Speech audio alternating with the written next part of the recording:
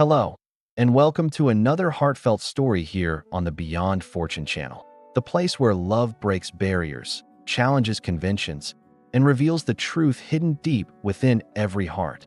But before we begin, take a moment to subscribe to the channel, hit the notification bell, and of course, leave your like. It truly helps our community grow and allows more people to discover stories as inspiring as this one. Shall we begin?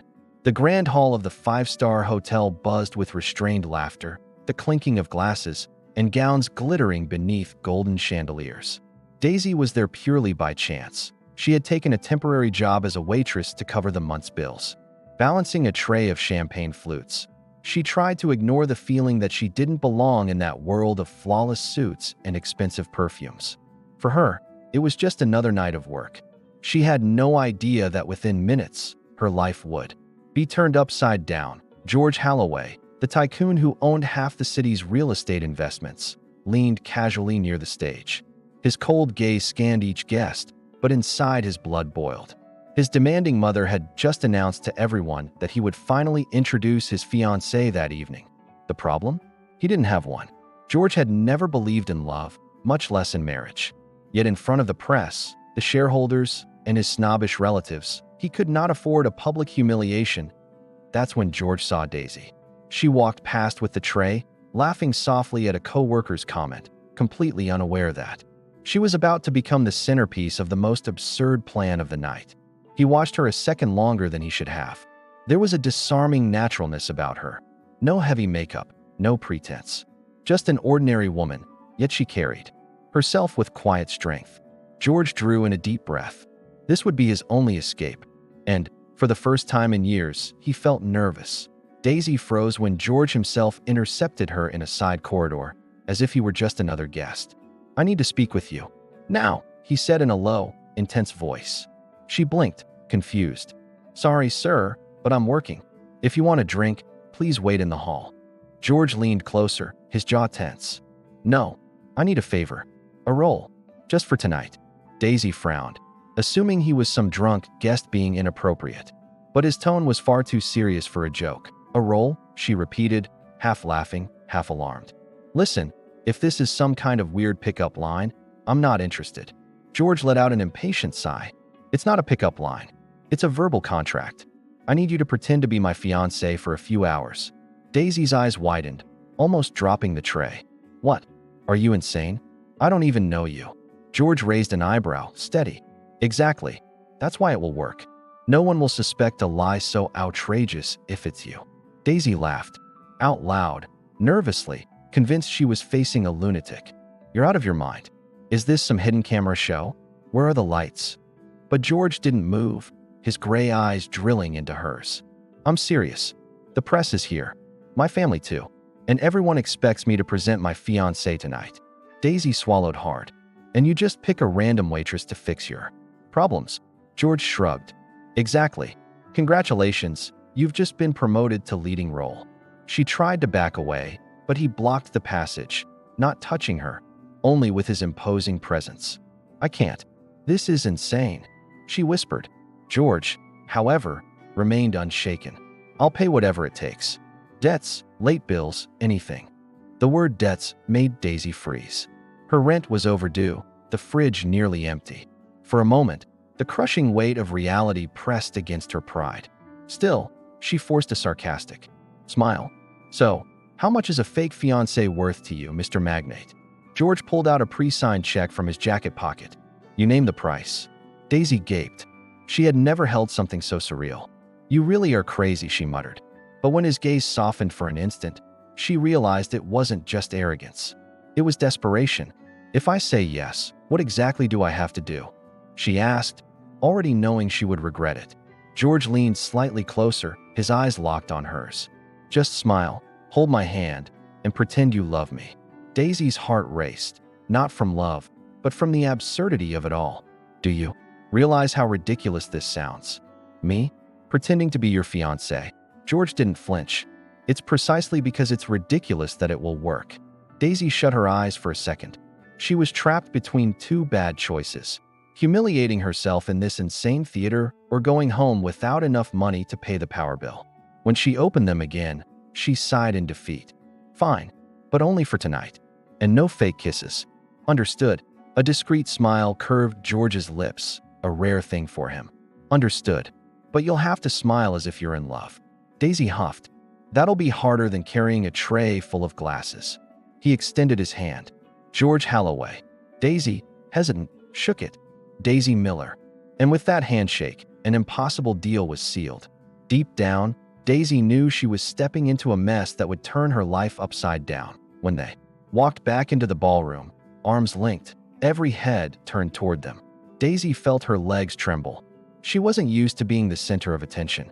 Smile, George muttered between his teeth. She forced a nervous grin, but to her surprise, the crowd believed it.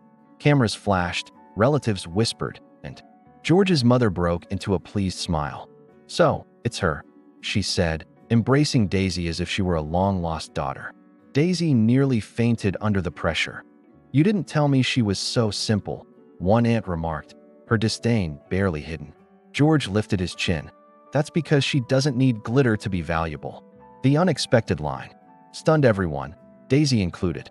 She blinked rapidly, unable to believe the magnate had just defended her in public. Inside, she thought, this man is dangerous. He knows exactly how to use words.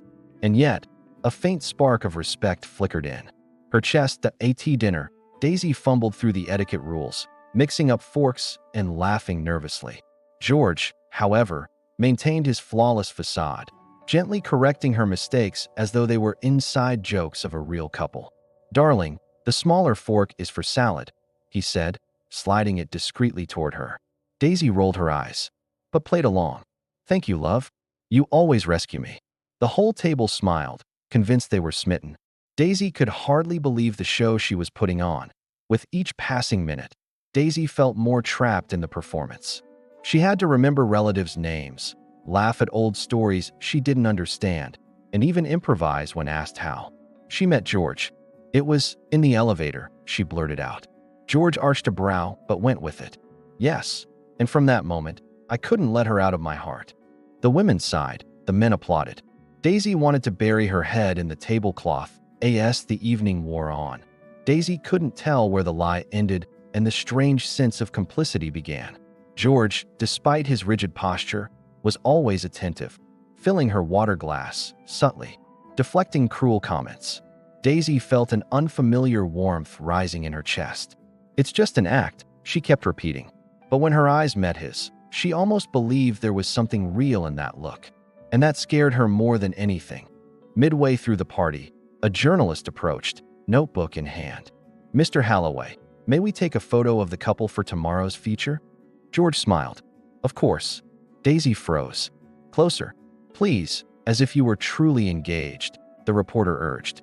George slid an arm around her waist, pulling her against him. Daisy's heart jumped. The camera clicked, immortalizing the moment. As the flash dimmed, she whispered, You're dragging me into a trap I'll never escape. Relax, George murmured. You're already shining brighter than ever. Daisy wanted to argue, but her blushing cheeks betrayed her. After the photo, a meddling socialite commented, I don't see a ring on her finger. Is this engagement truly serious? Daisy swallowed hard, but George raised his glass, defiant. A ring is only a symbol. The real commitment is right here. He placed a hand over his heart. The room erupted in applause, and Daisy nearly fell off her chair. When they finally slipped into the garden, Daisy burst into nervous laughter. You're completely insane, you know that? You just turned a dull dinner into a telenovela. George raised a brow. And you performed as if you'd been doing it all your life. Daisy planted her hands on her hips. If you think I'm continuing this role, you're mistaken. One night. That's it. But George's calculating gaze didn't waver. I'm certain this is only the beginning, Daisy. The cool night air drifted between them, carrying the fragrance of roses. Daisy shivered, unsure if it was from the breeze or from George's piercing stare.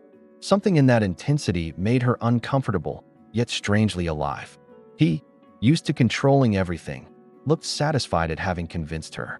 She, used to rejecting orders, hated to admit that part of her was curious to see where this would lead. The game had only just begun. Daisy drew in a deep breath and pointed a finger at him, determined to have the last word. One night, George. Nothing more. He gave her an enigmatic smile, the kind that already knew the answer before the question. We'll see. And in that instant, Daisy realized she had just stepped into something far bigger than she imagined. This wasn't just theater. It was a story that could change her life forever. Deep down, she sensed this lie would have very real consequences. Waking up that morning felt like a strange dream to Daisy. The night before, in a moment of pure impulse, she had agreed to pretend to be the fiancée of George Hale, a magnate worth more than anything she could possibly imagine. Staring at herself in the bathroom mirror as she brushed her teeth, she muttered, "Congratulations, Daisy. You went from coffee shop cashier to fake bride in less than 24 hours. That definitely wasn't on the career plan." George, on the other hand, was already in his luxurious penthouse, giving interviews over the phone. His personal advisor had informed him that the media had captured photos of them together at last night's dinner. "They're saying you've finally revealed your mysterious fiancé," the advisor reported. George closed his eyes, took a deep breath, and replied, "Good. Now we just have to turn this madness into a convincing narrative." When Daisy left for work, she found two photographers lurking around the corner. The flashes exploded as soon as they spotted her. "Miss, over here. How does it feel to be the future Mrs. Hale?" Daisy's eyes widened. She covered her face with her purse and bolted. On her way, she grumbled, "Great. Now I'll have to start training for the paparazzi Olympics." George met her later at the cafe, where she was still trying to recover from the scare. He walked in, elegant and calm, as though nothing were out of the ordinary. "Good morning, fiancé," he said with that ironic tone that made her want to smash a cake in his face. Daisy arched a brow. "Good morning? I just became a national joke, George." "Not a joke, a trend," he corrected, showing her his phone. On social media, hashtags with their names were exploding. "You're officially the most talked about woman in the country in the last 12 hours. Daisy sighed, running a hand through her hair. "This is terrible. I don't even like being the center of attention on my own birthday, let alone now." George then made his proposal: extend the fake engagement for a few weeks. He needed time to finish delicate negotiations with international investors. "If they think I'm about to marry, they'll stop poking into my personal life and focus on the numbers." Daisy blinked in disbelief. "You want me to keep up this circus? For how long exactly?" "As long as it takes to save my company," he answered without hesitation. Daisy nearly choked on her coffee. "George, I have a life. I can't just keep playing your luxury doll." He leaned forward. "I'm serious. Not a doll. A temporary partner. You help me, and I'll make it worth your while. Money won't be a problem." Daisy felt insulted and amused at the same time. "You think I'd do this for money?" George smirked faintly. "Everyone has a price." Daisy huffed. "Mine isn't that cheap, Hale. If I keep this up, it's because of the consequences you've already thrown on me without asking. Now everyone thinks I'm your fiancé. How do I explain this to my nosy aunt? She'll show up in a bridesmaid dress tomorrow." To George's surprise, Daisy's answer made sense. He realized he had already dragged her in deeper than was fair. "Then we're in agreement," he said calmly. "You keep pretending until I resolve the situation. In return, I'll guarantee your safety, your reputation, and your nosy aunt will receive flowers." Daisy let out a nervous laugh. "Seriously? You think flowers buy everyone?" That same evening, George took Daisy to a dinner with shareholders. The ballroom glittered with chandeliers, waiters lined in precision, and guests examining every detail. Daisy walked in on his arm, but stumbled on the carpet at the entrance. The entire hall turned to look. Daisy blushed to the tips of her ears, but straightened up, muttering, "First test, survived." George hid a smile, whispering, "Clumsy fiancé, but convincing." At dinner, Daisy fumbled with the cutlery. "Too many forks for one meal. Is this dinner or war?" she whispered. To George, he cleared his throat, stifling a laugh. Some investors noticed the scene and found her spontaneity utterly charming. For George, used to cold flattery, that freshness surprisingly worked in his favor. After the event, George praised her. "You were perfect." Daisy's eyes widened. "Perfect? I nearly spilled wine on a millionaire's tie." He chuckled, relaxed, and he loved it. Said he finally saw someone real in this world of wax figures. "Trust me, you're exactly what they didn't know they wanted." Daisy sighed but felt an odd warmth in her chest. In the following days, magazines published features about George Hale's enchanting fiancée. Daisy was shocked to see herself on covers with titles like The Common Girl Who Conquered the Tycoon. At the cafe, customers started asking for photos with her. Daisy hid her face, but her co-worker teased, "Enjoy it, girl. Soon you'll be selling memoirs." George took advantage of the positive wave. Investors relaxed, stocks stabilized, and his image had never looked better. Yet, in silence, he kept watching Daisy. Something in the way she laughed at her own blunders, the way she treated everyone naturally, unsettled him. It wasn't part of the plan to feel truly drawn to his fake bride.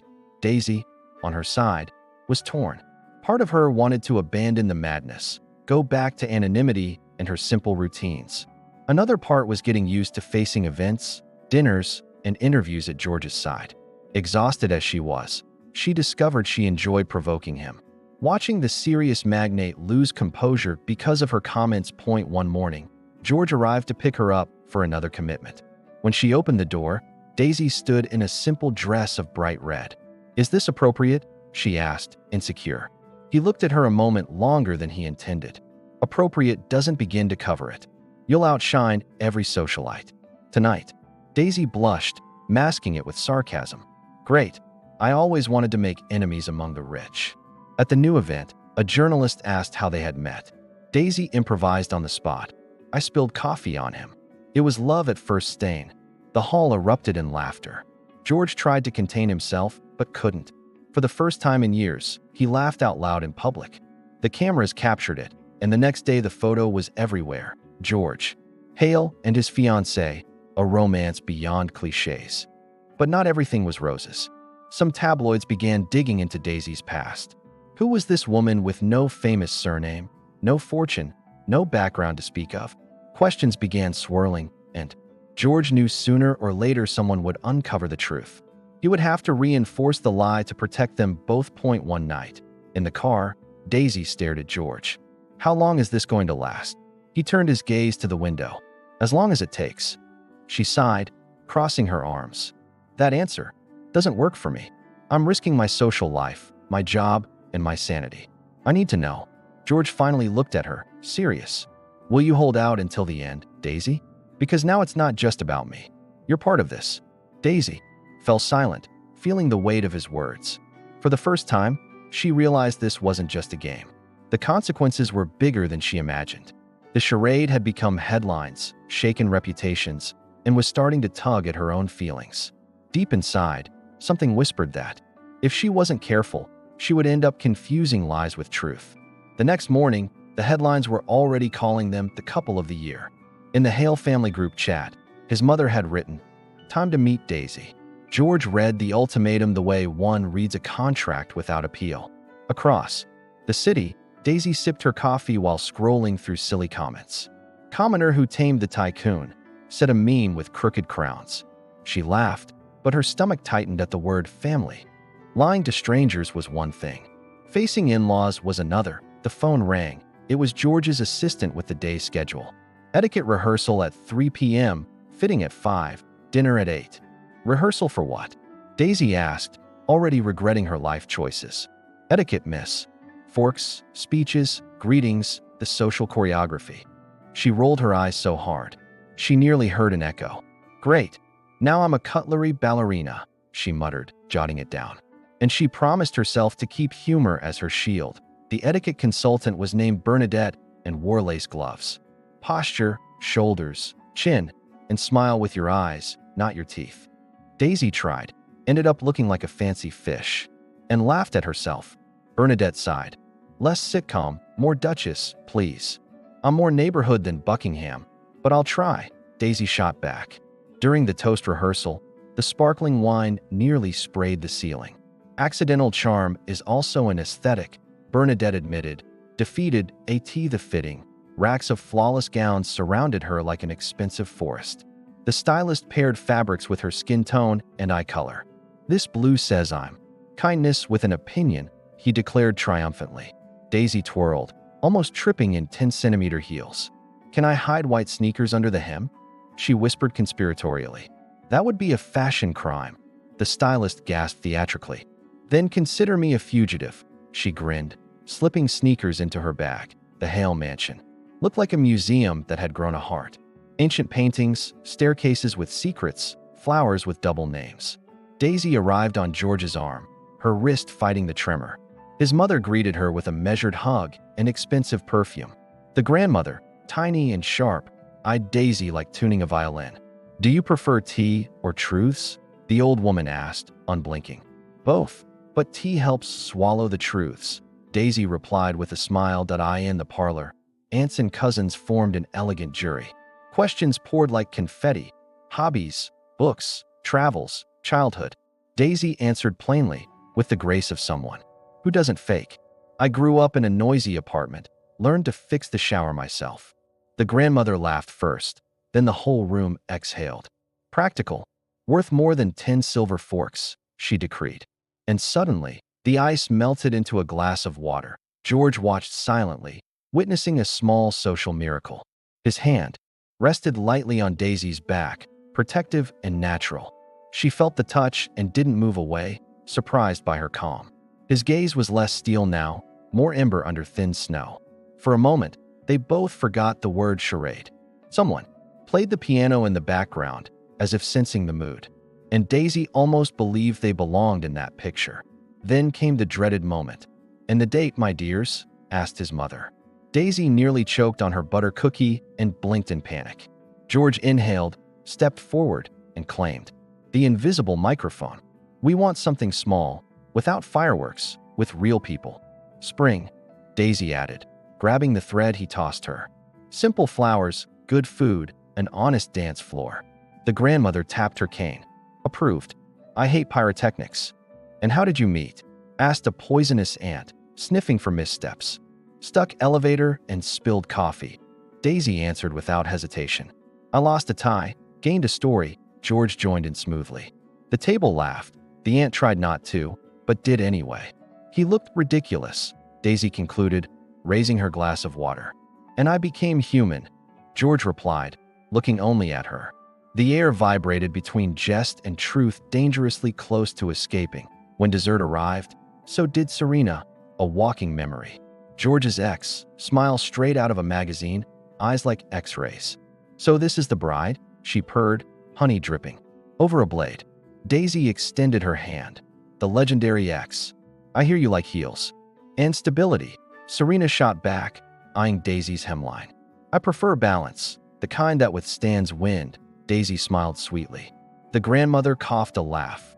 "Point for the newcomer." Serena sat down uninvited, her questions laced with suffocating perfume. "What about your family?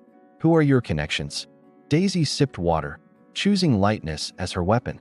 "My family makes grocery lists and greets the doorman every morning." "Valuable network," George said before the venom spread. "The only kind that lasts a lifetime," the grandmother sealed. Serena's smile remained, but her eyes lost a little shine. Outside, a paparazzo caught Daisy leaving her old cafe. A tabloid dug up photos from a karaoke night 3 years ago. "Opportunist waitress turns princess," the shameless headline barked. George read it in the car, his jaw tightening to stone. "We'll sue," the assistant suggested, fingers poised on the keyboard. "We'll breathe," Daisy countered, with weary humor. "I'm the same as yesterday, with or without a cheap microphone." In the crisis room, George gathered PR, lawyers, and strong coffee. "No destroying Daisy to save me," he said right away.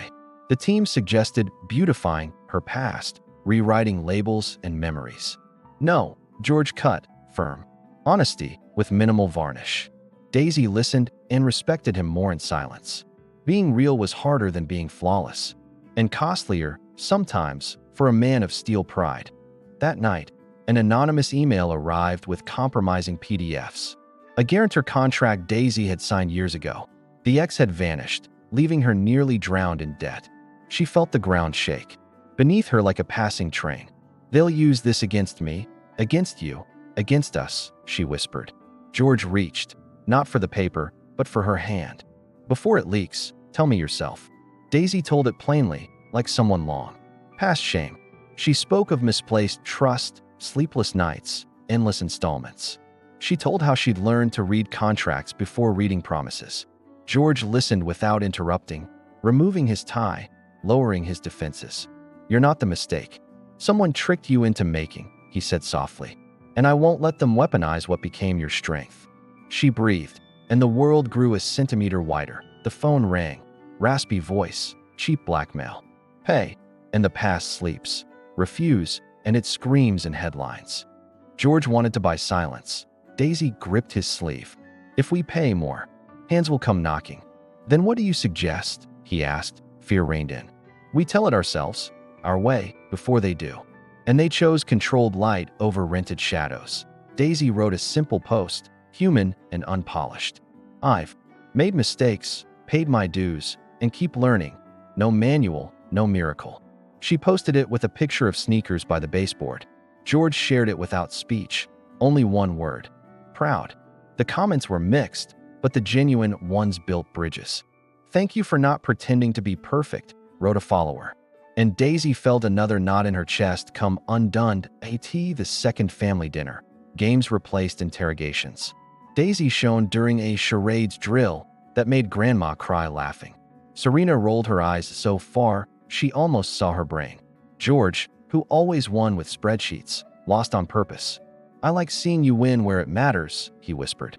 "In charades?" Daisy chuckled. "In spontaneity," he corrected. And the whole room sensed the script was changing. The next day, the scandal broke, but it was stale. Their version had already spread, humanized, free of scandal's mask. The ex retreated, the tabloid tripped over its own haste. The sternest investor sent a short email. "We appreciate transparency." George shut the laptop, looked at Daisy, and smiled without calculation. "You've become my best risk management department," he teased. "And you, my favorite audit," she shot back, winking.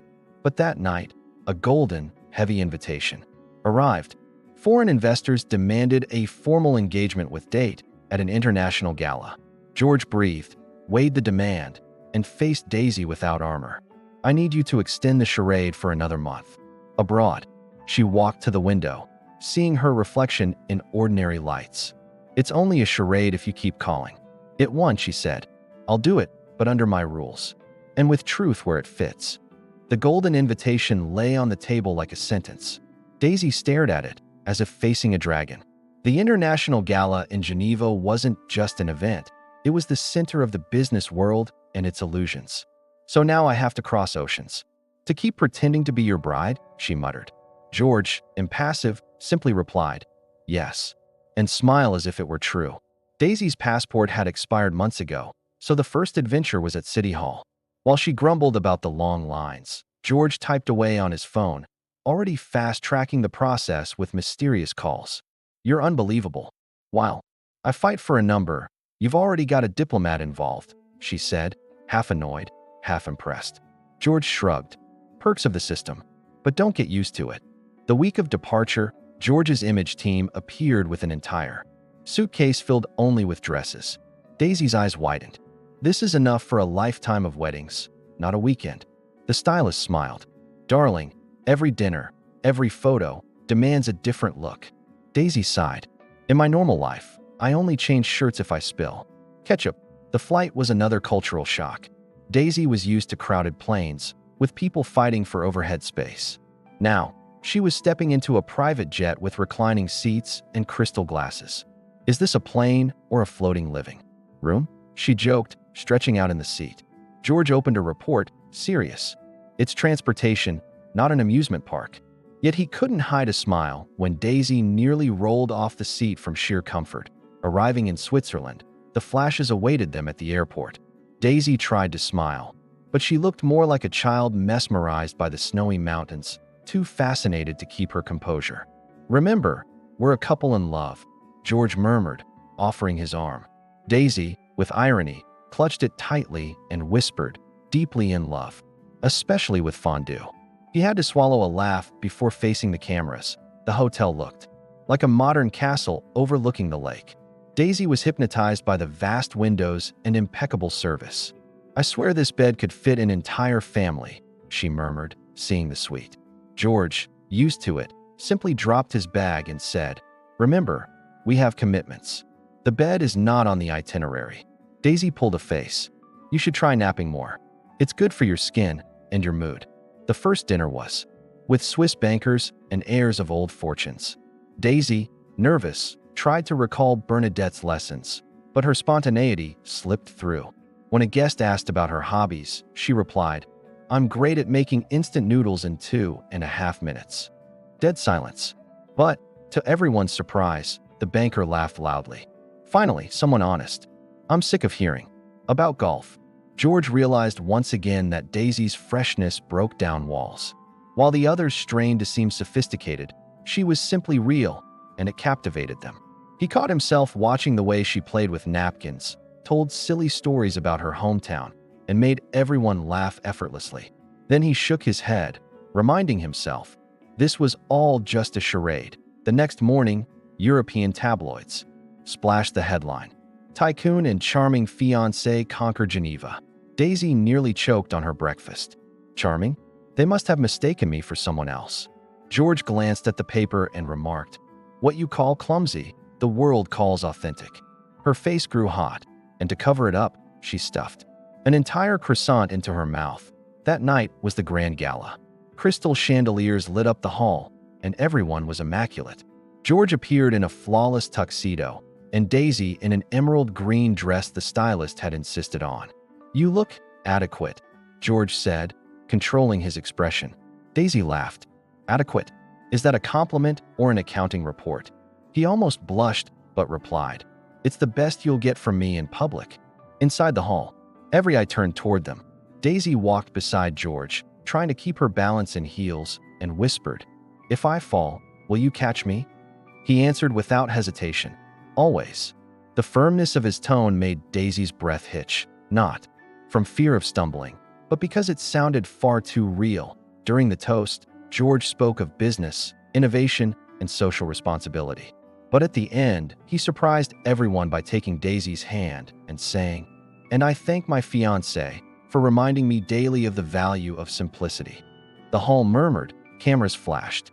Daisy froze, unsure whether to smile or punch his arm. "Simplicity? Did you just call me instant noodles on international television?" After the speech, they danced. Daisy stepped on his foot 3 times, apologizing with every stumble. George, patient, only said, "You have a talent for improvisation." She smiled mischievously. "Then pray my improvisation doesn't end up as tomorrow's headline." And in the middle of that clumsy dance, both forgot it was all pretend. The problem began when Serena, George's ex, appeared in the hall. Dressed in red, she approached with a poisonous smile.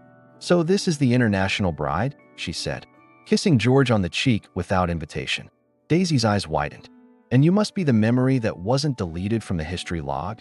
Serena smiled as if unfazed, but the tension in the air could be cut with a knife. Serena wasted no time. She leaned toward Daisy and whispered, "Do you really think you can keep up this farce?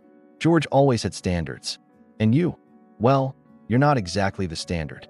Daisy replied with a sweet smile, "Maybe that's exactly what the world needs right now." George arrived just in time to hear, and his expression hardened. Later, in a discreet corner, George scolded Daisy. "You can't provoke Serena. She's dangerous." Daisy arched a brow. "And what am I? A lost lamb? I don't need golden armor, George." He sighed. "You don't understand the game." Daisy met his gaze firmly. "And you don't understand that sometimes the best game is humor, not fear." On the way back to the hotel, Daisy was still furious. "You use me as a shield, but then expect me to stay silent?" George, exhausted, loosened his tie and said, "You're not a shield. You're the most convincing part of this entire story. But if you slip, we could lose everything." Daisy took a deep breath. "And if we lose, George, at least it'll be together. I'm not running." Her sincerity disarmed him for a moment. George studied her, hair loose, expression steady. So unlike any woman he'd ever known. "You have no idea what that means," he murmured. Daisy, without realizing it, leaned a little closer. "Maybe I do." For a second, the silence between them felt more intimate than any gala. The moment was broken by George's phone buzzing. News. Serena had spoken to the press, hinting that the engagement was a sham. George closed his eyes, weary. Daisy laid her hand over his. So it's war. He opened his eyes and answered softly, yes, but I won't let her destroy you with me. That night, Daisy stood by the window, staring at the glowing city. The lie that had started as a joke now had serious branches: press, family, rivals. And in the middle of it all was the strange truth growing between her and George. If this is fake, why does it feel so real? She whispered to herself, unaware that in the other room, George was thinking exactly the same. When they landed, the airport looked like a runway lit by ship headlights. Daisy, look here. Hand over your heart, please, a photographer shouted. She did the gesture, laughed nervously, and whispered to George, help. Breathe.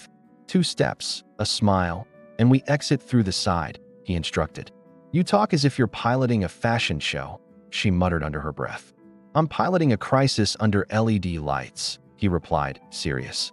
And together they moved, synchronized, as if they'd rehearsed their whole lives. In the car, the advisor scrolled through headlines on a tablet. X raises suspicions of whirlwind engagement, cute couple or marketing stunt. Daisy skimmed the articles and let out a long, theatrical ouch. Well, at least they called me cute before strategic, she joked. George coldly analyzed the curve of mentions and the public's tone. We can turn the tide with consistency and small social proofs. Like me not spilling a drink for a whole week? She grinned at AT headquarters. The board waited like a jury on red carpet. Image stability requires coherence, appearances, calendar, dates. The word dates hit Daisy like ice water at dawn. George interlocked his fingers on the table, impassive, understood. And an intimate photo shoot for the specialized press, they added. Daisy cleared her throat. Intimate like hugs and forehead kisses, right? Porcelain silence replied before a diplomatic, of course. Outside, paparazzi camped in front of Daisy's building. Her neighbor from 302 sent a voice note. Girl, there are suits even at the bar. George arrived with security, sunglasses, calm as if in a movie. Come, you'll stay at the penthouse until the storm calms, he decreed. This feels more like a capture than an invitation, she teased, unafraid. Call it a security protocol, he insisted, opening the door. I call it a golden prison with a view of problems, she muttered, climbing in the move. Fit into one suitcase and a crooked fern. Her name is Gertrude's. That's non-negotiable, Daisy warned seriously. We'll place Gertrude's next to the modern art wall, he conceded. Security led them through private corridors and a silent elevator. Codename for the guest? The chief asked, pragmatic. Daisy thought 2 seconds. Royal Ramen. Everyone stifled laughter. Codename accepted, said the guard, jotting it down solemnly. In the penthouse. George handed her a sheet of house rules. No phones near windows, secure routes, scheduled times. Daisy grabbed a pen and added a firm clause of her own. Rule 1B. No lies between us, even if the world lies.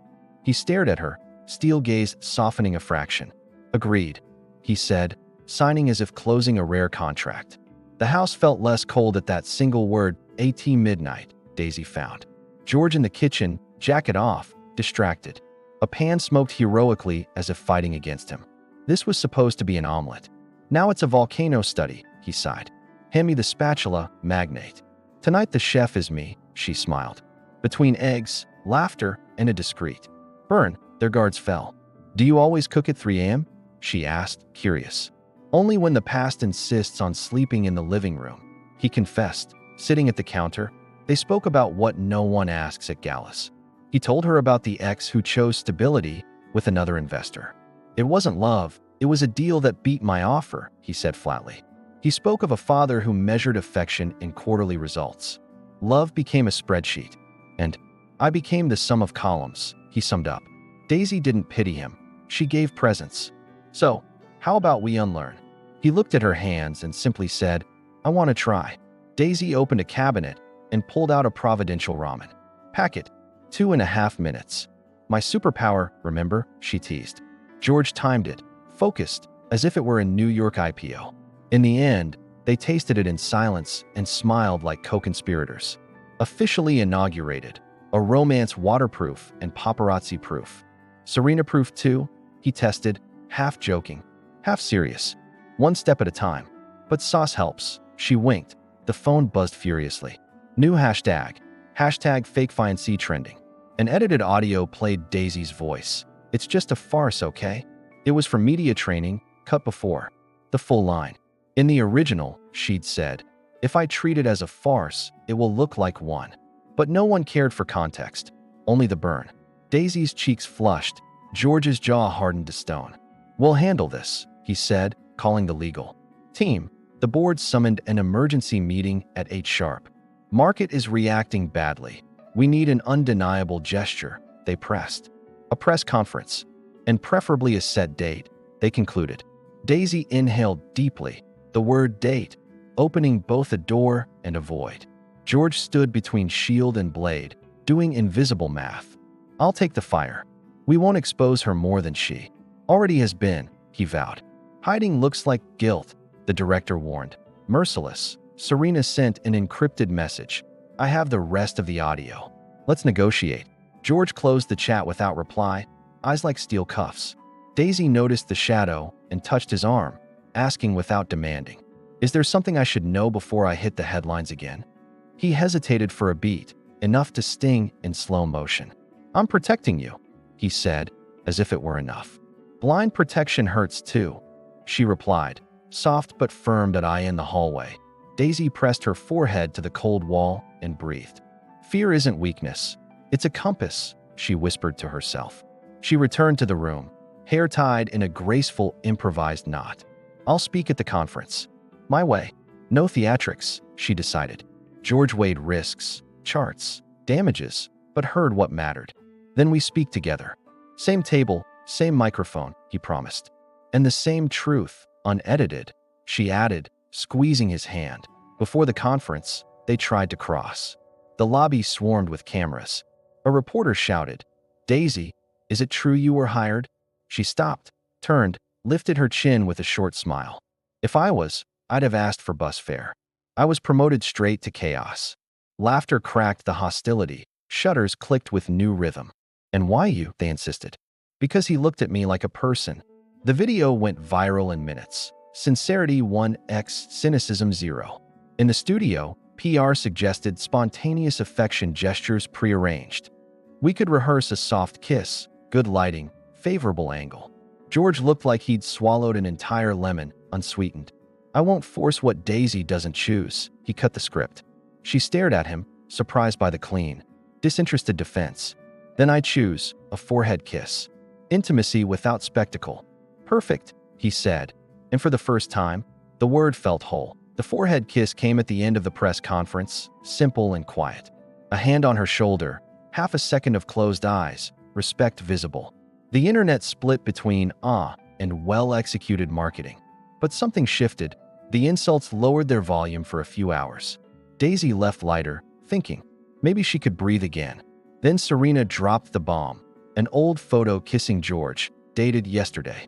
Fake stamp, false makeup, posing as truth. Daisy received the alert like rain pouring inside her chest. George opened the image, recognizing the suit, the wall, the old moment. This was 2 years ago. I can prove it by the clock on the wall. I know, she said steady. I want to know if you know. I do, he affirmed, not breaking eye contact for even a breath. Daisy typed quickly. Stamps lie. Memories don't. She posted it with a picture of Gertrude's, the unshaken.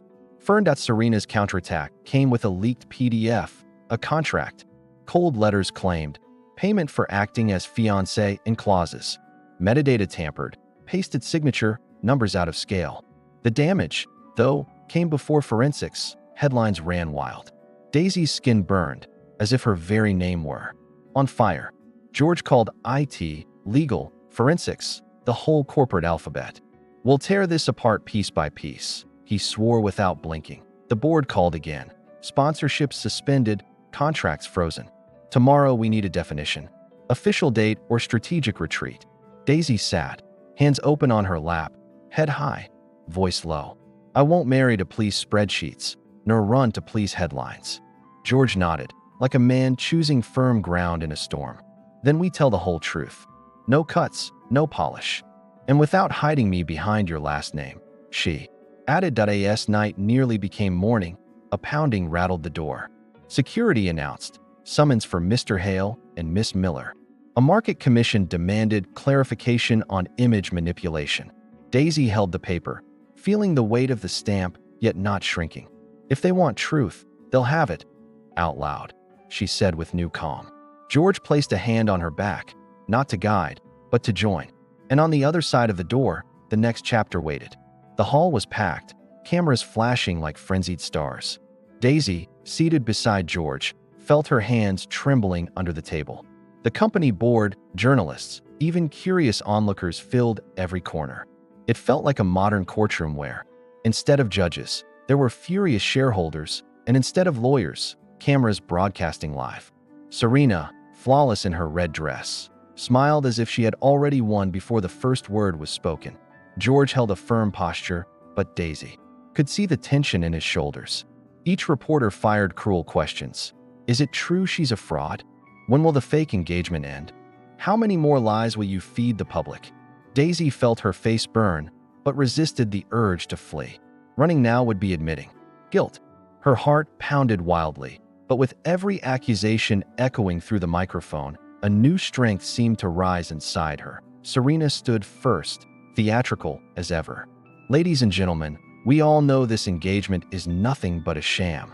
George Hale has been deceived by a mere waitress who only wanted to profit from his fortune. I have records proving she lied about her education, her past, even her family. Silence fell over the room. Serena held folders of supposed evidence, savoring each second as though she were on stage. Daisy drew a deep breath, bearing the weight of those words. George opened his mouth to protest, but Daisy touched his hand. Discreetly. No, this was her moment. The engagement had started as a lie. That much was true, but it wasn't just that anymore. Her heart demanded to be heard, even if it cost her everything. Looking directly at Serena, Daisy rose, her voice calm but steady. If we're going to talk about my past, then who better than me to tell it? The murmurs grew louder. Daisy stepped into the center of the room, the cameras all swiveling toward her. Yes, I was a waitress. Yes, I lived on minimum wage and worked double shifts to pay rent. I don't come from wealth or a famous surname, but none of that has ever been shameful to me. Hard work isn't a crime. Being honest never made me less worthy of standing here. Her words echoed, and even some journalists lowered their microphones. Stunned, Serena tried to cut in, but Daisy raised her hand, unyielding. You want the truth? Here it is. The engagement began as convenience. He needed a fiancée, and I agreed to help because I didn't think through the consequences. I was desperate, out of options, and yes, I said yes. That was a mistake. But what nobody here understands is what happened after. Daisy glanced briefly at George, her eyes shimmering with sincerity. George's breath caught. Daisy went on. I got to know the man behind the suits and fortune. I saw his loneliness, his fight to hold everything together, and I saw his hidden kindness, something no one here has ever cared to notice. This engagement may have started as a lie, but the feelings that followed are not. I love him, and I don't care if that's used against me. The hall erupted in murmurs, and Serena visibly paled. Cameras zoomed in on George, waiting for his reaction. He looked stunned, his gaze locked on Daisy as if he'd heard the impossible. The tycoon who controlled every detail now sat in silence. Lips parted, emotion breaking through his rigid mask. Daisy, meanwhile, felt an unexpected relief. For the first time, she no longer carried the weight of the secret. She was exposed before everyone, but freed. A reporter shouted, "Are you saying you love Mr. Hale? Isn't this just part of the act?" Daisy lifted her chin. No, there is no act in what I feel. If you want to call me a liar for entering this agreement, I accept that. But you cannot say my feelings are fake, because my heart was never for sale. The silence that followed was louder than any applause. Serena gave a nervous laugh. Lovely speech, Daisy. But love doesn't erase lies. You're still a fraud. Yet her voice had lost its certainty. The crowd, once entirely against Daisy, now seemed divided. Some whispered, others turned to George, waiting for confirmation or denial. Serena realized her grip on the narrative was slipping from her fingers. George finally stood. The room's tension spiked like static. Enough. His voice rang firm, and even Serena flinched. Daisy may have entered this wrongly, but she had the courage to tell the truth before all of you. More courage than many here who live behind appearances and shady contracts. His eyes found Daisy's. And as for me, I won't deny what she said, because if anyone turned this lie into something real, it was her. The revelation hit like a storm. Journalists shouted questions all at once. The board murmured among themselves, clearly divided. Serena, shaken, tried to regain control. This doesn't change the fact that the company's reputation is at risk. Mr. Hale is risking billions for a fleeting passion, but her voice had lost its venom. The bite was gone. Daisy looked around and, for a moment, remembered her old life. The cafe tables she had served, the endless shifts, the safe anonymity. Now she stood before the world, her life laid bare, and strangely, she felt no fear. Maybe I don't belong to this world of luxury and million-dollar deals, but I know I belong to myself. And I chose to be honest, even if it hurts. The audience seemed to hang on every word. Social media was already exploding with live clips of her confession. The waitress who faced the elite. Daisy declares her love for the tycoon live. Hashtags spread like wildfire, and in real time, the story shifted. What had been a shameful lie was becoming the romance drama no one wanted to miss. Serena, horrified, realized she was losing the audience she'd always known how to control. George, moved by her courage, stepped closer. "You didn't have to expose yourself like that," he whispered low, "just for her." Daisy answered softly, "I had to for me, because if I kept hiding, I'd never be able to face myself again." He drew a deep breath, and for the first time, the tycoon looked fragile, human, as if Daisy had become the strength he had always pretended not to need. In desperation, Serena raised the papers she had brought. "She's an imposter. Here are documents proving." But before she could finish, one of the board members snatched the sheets, skimmed them, and raised his brows. "These documents are forged."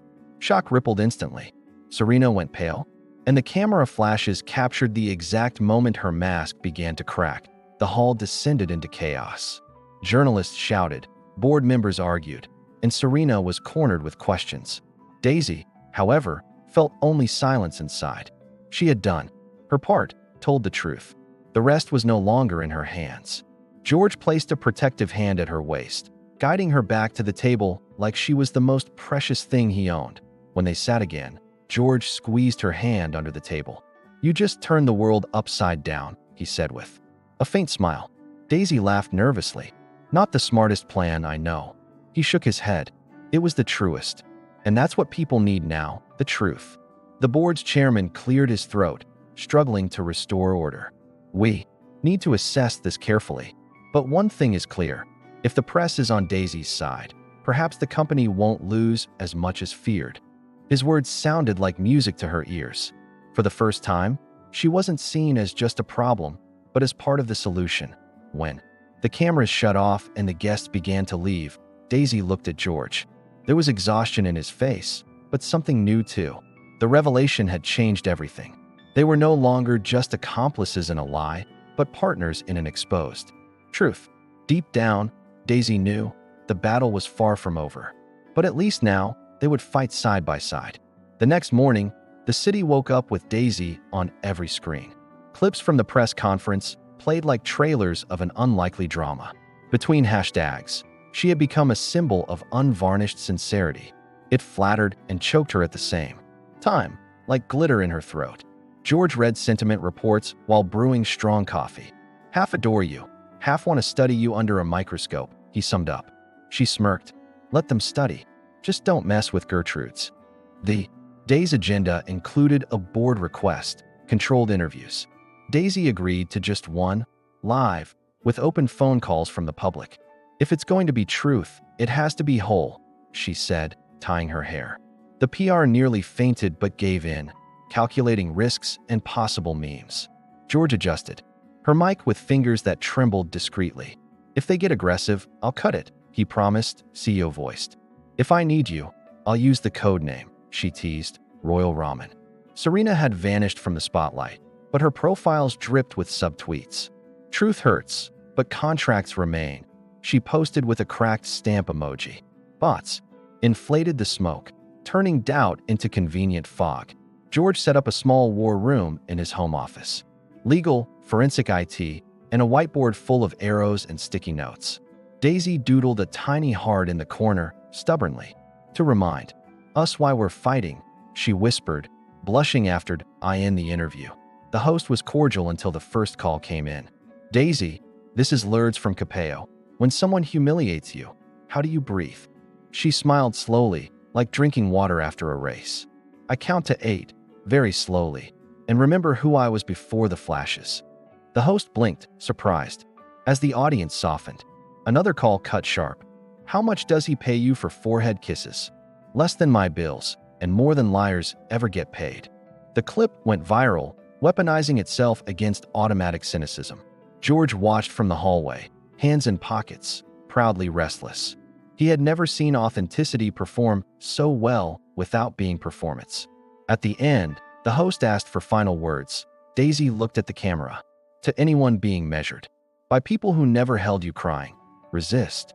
The studio fell silent, applause rising softly from the crew. As they left, George brushed her neck, brief. You changed the air in rooms. The public responded with flowers at the door and folded letters. Haters came too, like drizzle finding cracks in walls. Daisy placed the flowers in jars, one beside the fern. It's too much water for too few vases, she joked, reading tender notes. George cataloged threats, called security, adjusted routes. I don't want heroes. I want you safe, he said, no pretense. And I want you whole, not just strategist, she replied softly. That night, they cooked in silence, warm as an old blanket. The radio hummed timid jazz, garlic browned in butter. You know we don't have to pretend when it's just us, right? Daisy's question hung between the pan and heartbeats. George set down the spoon, met the flame, then her eyes. I've forgotten the line between pretending and protecting, he confessed low. Then learn with me, she said, and the garlic didn't burn. The next day, the board came in with suits and melting ice cream. Trust curves up, but Serena threatens legal action. Let her, George replied, tired of invisible chains. Daisy asked to speak. I'm not an asset or a liability. One member coughed. Another smirked, disarmed by her candor. I propose a 1-week pause on public engagement. No agendas. The room exploded. Impossible. Reckless. Far too bold. George caught the audacity and backed it with numbers and lungs. Tactical retreat. Deflates the endless theater narrative. We return with facts, not photos, he added, pointing at charts. The vote was tight, like new shoes at a long wedding. The pause passed, under protests that smelled of elegant mothballs. Daisy exhaled in relief, vowing to see the ocean, even if only from a window. Serena posted an hourglass. Their silence is confession. Away from flashes, they visited hinges of George's past. He took Daisy to the house where he'd grown up, now empty and clean. Here, love depended on goals and household market share, he said. In his old room, a child's trophy read, Junior Spreadsheet Champion. Daisy photographed it with her eyes and stored it in her soul. You deserve hugs without KPIs, she whispered, holding him. He laughed silently, like recognizing a new language. Back home, they found messages from George's mother on the machine. Son, I listened, the girl is real. Bring her to dinner, no press. Daisy bit her lip, moved by approval without spotlight. George nodded, already calculating logistics without cameras and trees. Can I bring bakery dessert? She asked, hopeful. If it's lemon pie with too much meringue, he demanded, boyish. Deal. And no one keeps me from your mother's kitchen. Dinner was simple, narrow table, smell of old recipes. George's mother served gnocchi and questions without poison. Was it hard for you? She asked Daisy without judgment. It was, but less hard than not telling the truth, she answered. His mother placed a hand over hers with quiet affection. Thank you for teaching my son to breathe for new reasons. George looked away, blinking fast not to overflow. On the way back, the elevator stalled between floors, no storm drama. Just yellow light and a tired mirror in his mother's old building. When you said, I love you in front of the world, he began. Daisy held her breath like holding back a rising wave. I wasn't ready to expose you like that. George finished. I was ready to expose myself for me, she corrected gently. And maybe for you too, she added, barely audible. The following days were paradox. quiet intimacy, low-grade online war. IT took down bots, legal drafted actions, PR filtered requests. Daisy wrote in a notebook phrases she didn't want to forget. Don't confuse noise with truth. Don't confuse strategy with affection. George peeked over her shoulder, smiling like an eager student. Can I copy? He teased, earning a playful smack of her pen. Gertrude sprouted new leaves, ignoring the world like a wise green elder. Serena resurfaced on a podcast, acid humor and off-camera glasses of wine. She hinted at deals, questioned memories, shaded them with cultured varnish. Daisy listened for 15 minutes, breathed 8 counts, then shut it off. I'm not obliged to swallow gourmet poison, she decreed, sweeping instead. George sealed partnerships with serious outlets under transparency terms. No tough questions, no interview, he said, tired of circus. The tide slowed, like a city after Carnival's final parade. One quiet night. Rain brought the smell of streets washed clean. Daisy woke to find George on the balcony, shirt open, gaze distant. When all this passes, what remains? She asked, leaning into him. If it's up to me, what remains is a life that isn't a campaign, he said. She pressed her forehead to his shoulder, hearing a hard-off script. I don't want to be a cover story. I want to be home, she confessed. He squeezed her fingers, an answer that needed no caption. The next morning, the board asked for status on the strategic pause. George presented results. Less noise, more trust, curve rising. But they want a symbolic milestone when we return, he warned. Daisy lifted her chin. A milestone isn't a trick. It's a decision. One member smiled. Then decide something no one can counterfeit. George scribbled 2 words on a card he pocketed. She tried to peek. He covered it. Spoiler. Embargo. That afternoon, he took her back to the cafe where it had all begun. The barista recognized Daisy, winked, and served 2 generous coffees. You spilled coffee on me, and I thought it was the end of the world, he laughed. And I thought your tie was worth more than my rent, she shot back. They sat at the same table, now wrapped in quiet that embraced them. If none of this had happened, would I still have noticed you? He asked. I'd notice you because you pretend well, but breathe too loud, she smiled. They walked back, hands almost touching, brushing against pockets. George seemed to carry a serene earthquake beneath his suit. In the lobby, security waved. The air smelled of damp flowers. He asked Daisy to wait in the living room, lit only a few lamps. The city skyline flickered, complicit. Gertrude's tilted curiously. George returned holding a velvet box, fear and beauty in his eyes. Daisy felt the floor turn sky. George, what are you doing? He stopped 1 step away, breathing like someone learning to breathe anew. I'm done protecting with lies. What's already true in me? He opened the box. Inside, a simple ring, delicate, without pomp. Not for spreadsheets, the board, or headlines. For us. Daisy, I want to stop rehearsing. Will you marry me for real? Silence came full of heartbeat, shattering every strategy. And the whole city outside seemed to hold its breath with her. The ring glimmered in the room's light like a small private moon. Daisy's knees weakened, not because of the gold, but because of what it meant.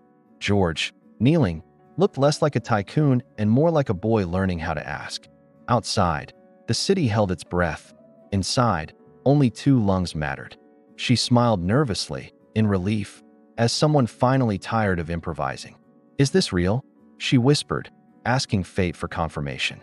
It's real, he said, and the silence became a promise. Her yes came first through her eyes, then her nod, then her lips. Yes. The words slipped out simple, clean, free of decoration or fear. George laughed softly, relieved, like surfacing after a long dive. The ring slid onto her finger, quiet and sure, as if it had found its address. Gertrude's bore witness from the corner, a new leaf swaying in discreet approval. They embraced long, forgetting clocks, councils, and hashtags. And for a full minute, the world demanded no explanations. The intercom shattered the bubble with an insistent, inconvenient buzz. The head of security reported, reporters in the lobby, Serena on the phone. She wants to comment on the real engagement during prime time, he said. George straightened, already calculating damages and escape routes. Daisy looked at the ring, breathed 8 counts, and lifted her chin. We're not hiding from our own news. she decided, calm and steady. We'll speak ourselves before anyone else speaks for us. The decision, a short press conference, no red carpet, just table and chairs. PR suggested warm lighting and a script. Daisy asked for an open window and truth. No staged kiss, no choreographed surprises. She set the rules. George nodded, pocketing his old urge to control everything. If they ask why now, we'll say, because now it's certain. And if they ask about the farce, he tested, shadow of guilt still present. Then we'll call it an expensive lesson, she replied tenderly. Minutes before the conference, George's mother called in tears. May God bless your yes. I'll bake the cake whenever you want. Daisy swallowed the lump in her throat, laughed shakily, and promised bakery meringue. George closed his eyes, recognizing a rare kind of victory. Not markets, not headlines, family opening its windows. He kissed Daisy's forehead, an old gesture, now stripped of calculation. Let's go. We're going home together, he said, and she believed him. Lights switched on, microphones hissed, and the buzz became a sea. Daisy spoke first, unhurried, letting her words breathe. We began wrong. We're still learning. But today we are sure of us. George added, I apologize for the theatrics. I was afraid. What's the truth? Someone shouted from the back, demanding bedrock. That she's my choice when no one's watching, George answered. The room wavered between applause, envy, and a dawning respect. Serena appeared via video link, cold smile, dossier on display. Congratulations. But look, here's Daisy's signed contract, monthly payments. Slides flashed with stamps, numbers, red arrows, bad faith. The hall gasped. Doubt is always a dry match waiting for a spark. George moved to respond, but Daisy touched his arm and stood. I brought a document too, she said, holding up a wrinkled envelope. My own. And the past pulled up a chair. She projected an old receipt. Termination from a diner job 3 years prior. The day I lost that job, I said yes to anything that smelled like escape. She showed an email to herself, goals of honesty and rent to pay. When the agreement was suggested, I asked for a zero payment clause. On screen, the clause appeared. No remuneration, logistical support only. They asked to adjust later. I refused, and that's why I can still breathe. The audience tilted their heads, as if reading a genuine letter. George summoned an expert, who displayed metadata like reversed maps. Shifted signature, pasted stamp, impossible timestamps in the file. One line blinked. Document generated from an old competitor PDF. The silence wasn't empty. It was the sound of a wire being cleanly cut. Serena lost her color, the feed froze, and her mask fell gracelessly. Truth has short legs, but a long stride, Daisy murmured under her breath. Someone laughed nervously. The rest applauded in relieved reflex. And now, a reporter asked, more human than curious. Now we take care of each other and get back to work, Daisy said. George added, and prosecute those who need prosecuting. Will you keep the engagement public? Came another hungry question. Daisy looked at him, then at the sky through the open window. We'll keep our love private and our respect public, she decided, serene. It was the first phrase to trend online even before the broadcast ended. The conference closed without fireworks. It ended with steady breathing. Outside, the wind carried the scent of rain and clean asphalt. George and Daisy walked the hallway like survivors returning from war. You saved me twice today, he said, half laugh, half gratitude. I only saved myself from what I didn't want to become, she corrected gently. And I chose you along the way. The words landed on his shoulder, light. He held them as if pocketing the future. Back at the penthouse, they kicked off their shoes and lit a single lamp. The city glowed without arrogance, and Gertrude's looked greener than ever. Daisy filled a basin with warm water for their feet, a ritual of peace. George leaned into the sofa, opened his arms, and she rested against his chest. What are you afraid of now? She asked, fingers brushing his collar. Of forgetting how simple it feels when it's just us, he answered. Then we'll repeat it, she smiled, until it's unforgettable. The next day, they visited his mother with flowers and unguarded smiles. The table held a lemon cake that gleamed like homemade joy. Did you really propose? She asked, chin in hand, eyes bright. George nodded. Daisy showed the ring, and the three laughed like neighbors.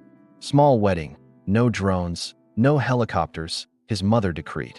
Agreed, but with gnocchi, Daisy bargained, champion of simple affections.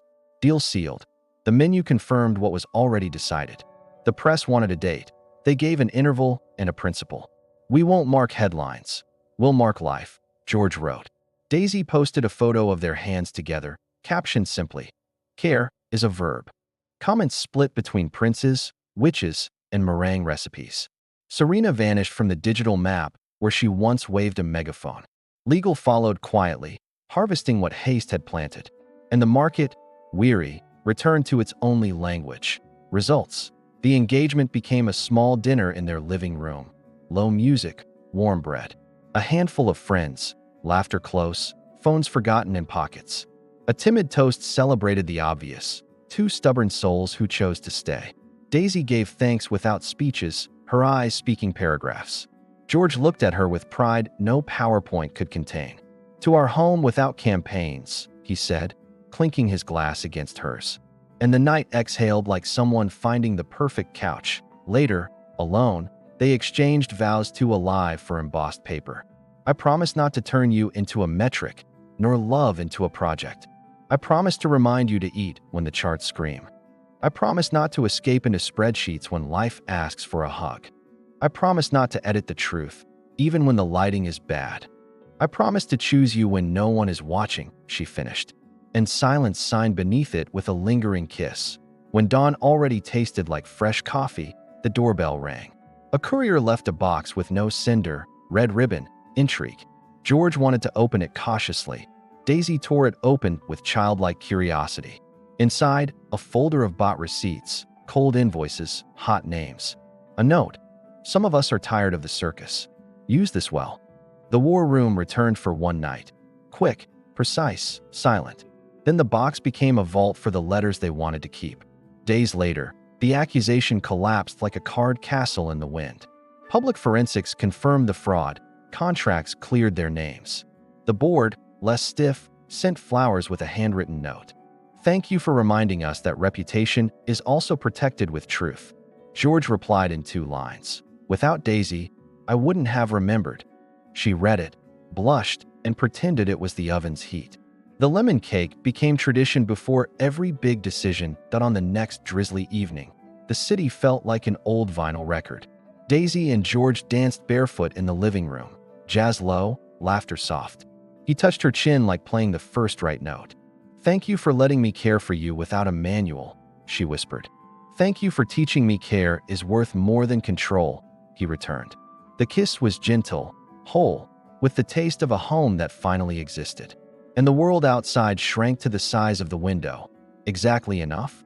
Late at night, promises napping on the couch, soft light, good wind. "Tomorrow life goes back," Daisy said, laughing at her own exaggeration. "Let it.